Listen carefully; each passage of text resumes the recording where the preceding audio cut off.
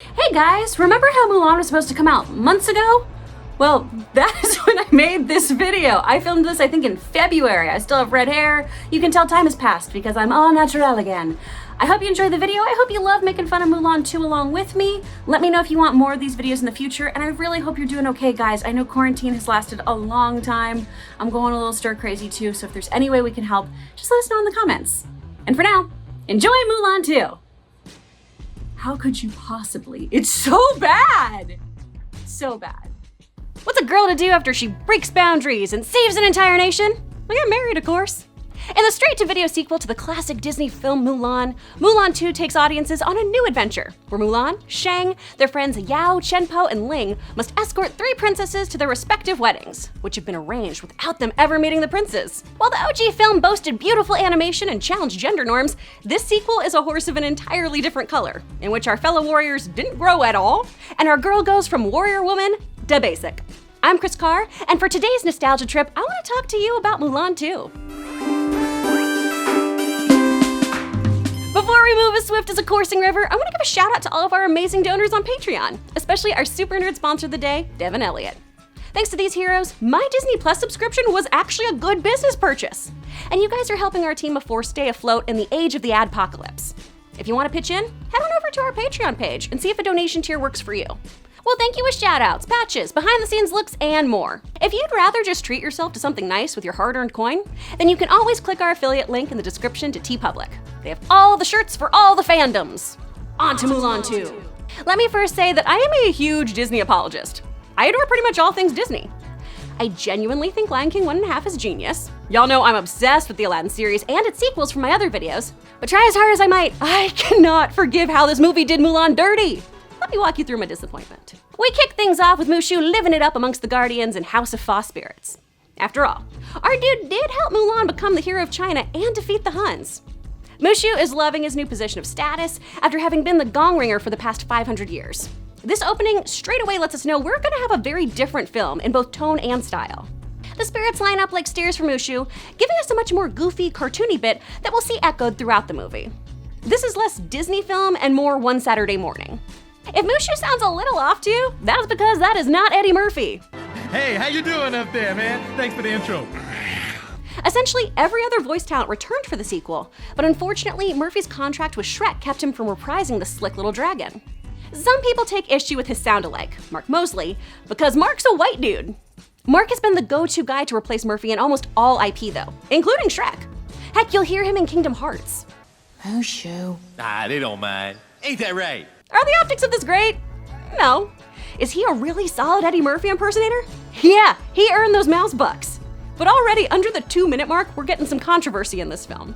We then move from the temple to catch up with the Fa family. Grandma and Dad are taking bets as to when Shang will propose to Mulan, as Mom frantically paces, hoping her daughter has finally landed a man.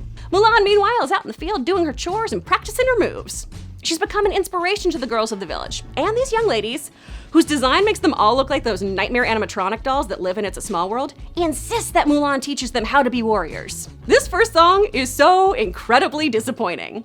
If you were hoping this sequel would give you Mulan-style bops, you were sadly mistaken. Lesson number 1, while not the worst song in this film, may have a worse fate than being disliked in that it's completely forgettable. At least you remember things that truly suck. In this number, the message seems to be empowering in that Mulan is teaching the girls how to fight, but it's actually about how women must still be gentle, that one is not enough, and that all women need to find someone to help them find balance in life, and that they must remain kind and gentle. I don't remember Shang singing that to the dudes in I'll Make a Man Out of You. Well, speak of the devil and hear the flap of the dead bird on his helmet's wings, enter Shang! Shang does propose to Mulan, and at the time Baba predicted, so solid work betting on your daughter, Dad. It turns out, though, after only knowing Mulan as Mulan for a month, Shang doesn't see eye to eye with her on everything. Wild. Yeah. Kids, Shang wants as many as possible. Mulan only wants 1 or 2, but wants to start trying straight away. Big wedding? Sure, for Mulan, but a hard no for Shang. They can't even agree on flavor profiles. And of course, this Shang doesn't like spicy. That hot general we grew to love in the first film is lukewarm and bland at best in this movie. At first, Mushu is thrilled with this wedding. He thinks he has yet another important task to accomplish that will allow him to throw his weight around with the ancestors. Well, it turns out that once a woman marries, she's watched over by the groom's guardians, thus giving Mushu the boot. After Mulan's parents bestow necklaces representing yin and yang to Mulan and Shang, Mushu convinces himself that it's in Mulan's best interest for him to sabotage their relationship and get them to split up. Him remaining her guardian is just a perk. I know Mushu didn't have the most altruistic of motives in the first film. After all, he did technically murder the Great Stone Dragon and helped Mulan become a hero so that he could avoid further ridicule and be a guardian again. But this super selfish Mushu is a pretty upsetting turn for the character. So, Shang and Mulan must learn to balance one another, just as they're sent on a mission from the Emperor to get his 3 daughters safely to the city of Qigong, to forge an alliance with the Mongolians through marriage. Quick note on the necklaces. I did think it was a nice touch for the couple to be given colors that contrasted with their horses, further echoing this idea of the two of them being 2 halves of a whole. When Disney pays attention to the details, their work sings. Like how as Mulan questions her engagement, the skies get cloudier. That's great! If there was this level of care, this would be a very different video. But they didn't do that, so it's not. Shang and Mulan decide that they just need 3 additional men for this mission. Yao, Chien-Po, and Ling. Ping's bros from the first film. The guys seem to have not grown at all from the events of the last film. What's the problem? All I asked for was a girl who would worship the dirt I walk on. You'd think that learning to put their trust in Mulan would have altered them, but no. These guys are still looking for a girl worth fighting for, and the criteria is eye-rolling at best. Yao wants a girl who worships the ground he walks on. Chien-Po still couldn't care what she wears or what she looks like. He's only interested in her cooking him meals morning, noon, and night. And Ling seems sweet at first, saying he wants a girl who just thinks he's funny, but then adds that she should view him as a god. Ugh. Surprisingly, the matchmaker can't find the trio ladies and suggests they come back when they develop personalities. But luckily, they're about to meet 3 desperate single women, so they won't have to! Hooray! The 3 princesses fit all the criteria the boys are looking for. Mei thinks Yao is a dreamboat and that he's really beautiful deep down. Sue loves that Chien-Po likes snacks, just like she does. What are the odds? Ting Ting is our holdout. She avoids Ling's advances, looks uncomfortable every time he does a poor attempt at a tight 2, and encourages her sisters to remember their duty as princesses. They must put their duty to their country before their own wishes. Something the film does do well here is that these pairings not only match the initial criteria of the song A Girl Worth Fighting For from Mulan, but the princesses are designed just like the dream women the guys were imagining. That detail does give the film a few brownie points in my book. Mulan has been uncomfortable with the idea of arranged marriage from the get-go. She challenges the Emperor's decision. She asks the girls if they're excited about getting married, while coyly acting like she didn't know they've never met their betrothed. She voices her disdain for this plan to Shang. Mulan believes that her duty is to her heart, meaning she must follow what she feels is right. Shang tells Mulan, nope, that is not how Imperial China works, and that her duty is to the Emperor and his desires. Shang does admit that marrying for love, like they're planning to do, is the ideal situation, but hey, not everyone gets happy endings like they do, so meh. Cue Mushu causing mischief. Again, we're seeing very zany, cartoony action play out. Shang runs around like an idiot as he's chased by various animals. Mushu sicks on him. We see Shang blow up at one point. It's weird. The sabotage feels like a failed scheme on Timon and Pumbaa. But try as he might, Mushu can't make Shang look uncool in Mulan's eyes. Frankly, a lot of these ploys led to Shang almost being shirtless, and that is not the move to make a lady not like the general. Pretty boy earned that nickname, homie. Mushu does end up sending the gang's carriage off a cliff and into a river, which finally leads to some animosity between Mulan and Shang. What is it with women and maps? Oh, you're saying women can't read maps? I'm saying that women Men will ask follow directions, but they won't even when follow there are no directions. directions Men. because They literally fight over asking for directions.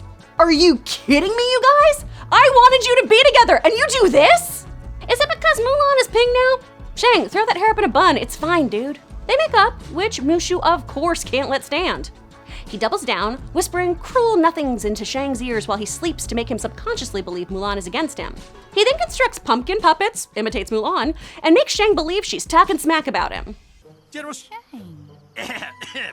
Shang, Shang, Shang. Ooh, I got it. Shang storms out of his tent to confront Mulan, giving us the most batshit crazy animation we've seen in this movie.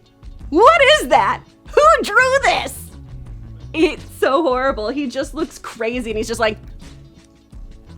While our 2 lovebirds are fighting, the princesses wish they could be like other girls and sing a tremendously bad song about how they wish they could be like everyone else and dance in their underwear. They also dream of not having to wear pinchy shoes. Because that's foot binding they're talking about. Hate to break it to y'all, but everyone around for the Tang Dynasty was suffering from that. The princesses go off with the guys to a nearby village and go on a little carnival-style date. There, Ting Ting finally admits to liking Ling and his bad jokes. She just hates her laugh. Honestly, it's gross. I thought this was cute, actually, from all the others who were like, I just want a girl who feeds me. I was like, this is sweet that they're both like dumb and she just snorts and she's a princess, so she's embarrassed by her laugh. That's the gross one. What? It's adorable! I thought you didn't have a sense of humor! Honestly, this story did win me over. They're just both two weirdos, and I am always a sucker for two dorks in love. Mulan, realizing they've all run off together, goes after the couples. Mushu wakes up Shang with some loud noises, leading Shang to the princess's tent. There he finds a half-written runaway letter from Mei that states she can't marry a Mongolian prince because she has a, quote, duty to her heart. Shang knows this is Mulan's go-to catchphrase for the film, so he sets off to the village as well. Mulan is thrilled everyone's in love and coupled up, and super stoked that her sexist friends have found flimsy ideas of women instead of dynamic, complex characters to challenge them and make them better. Shang is furious and orders everyone to return to camp. This leads to a spat between Mulan and Shang, and they basically break up over being too different. Mushu realizes that he's made Mulan miserable, so he finally owns up to causing this tension between Mulan and Shang. Yay! She and Shang aren't so different! They can still get married! Let's pump those brakes, girl. Y'all still can't agree on kids, you're still morally opposed to arranged marriage and duty to your government? You should probably talk more. There's no time though, because they're ambushed by some rogues who try to rob and kidnap the princesses. A fight ensues. Mulan and Shang end up hanging from a rope bridge, and Shang lets go and plummets to his death! Apparently, this scene was so emotional for Ming-Na Wen to voice that she was actually sobbing in the booth. I'm sorry. Please. Shang! Shang! This would have been an incredibly emotional moment. But this is Disney, so good boys don't die. Instead, his horse dog finds him washed up in the river. He falls what's animated to look like thousands of feet, and he just messes up his hair. Cool. It's that hot vibe. It's all those muscles kept him from dying. You know. Absorb the impact. Is that why people have muscles? Yeah. Just so they can like go spelunking? Mulan and Co think Shang is dead. So she tells everyone to go off, go get married, be in love. She'll marry one of the princes to keep this truce between the kingdoms. She'll just tell everyone that the princesses died in that carriage accident. No biggie. She'll abandon her feminist ideals and the rhetoric she's been sharing on arranged marriage in order to appease an alliance made by men using star charts. Seriously, that's why this wedding has to take place. Astrology. Naturally, Shang comes in and busts up the wedding, but like, way too aggressively.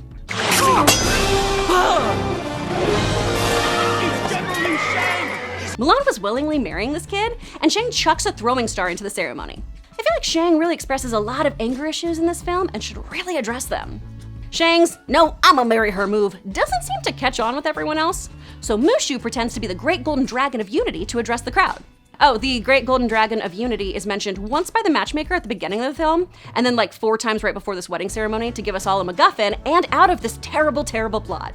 As the dragon, Mushu demands Mulan marry Shang, that peace is honored between the kingdoms, and that the princesses may marry whomever they please.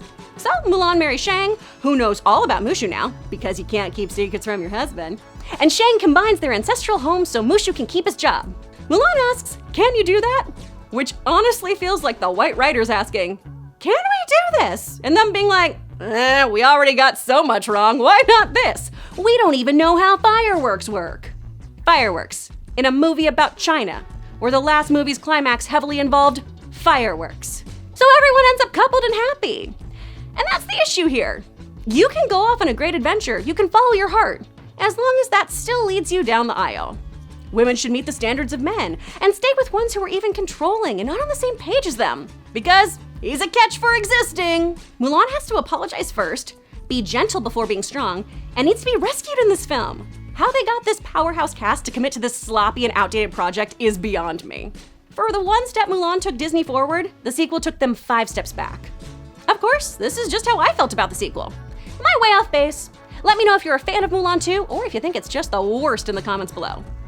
Thanks again to everyone on Patreon, TeePublic, and all y'all who stumbled upon this video. For more hot takes and nostalgia trips, you can just click to the left. Thanks for watching. See you, Space Cowboy.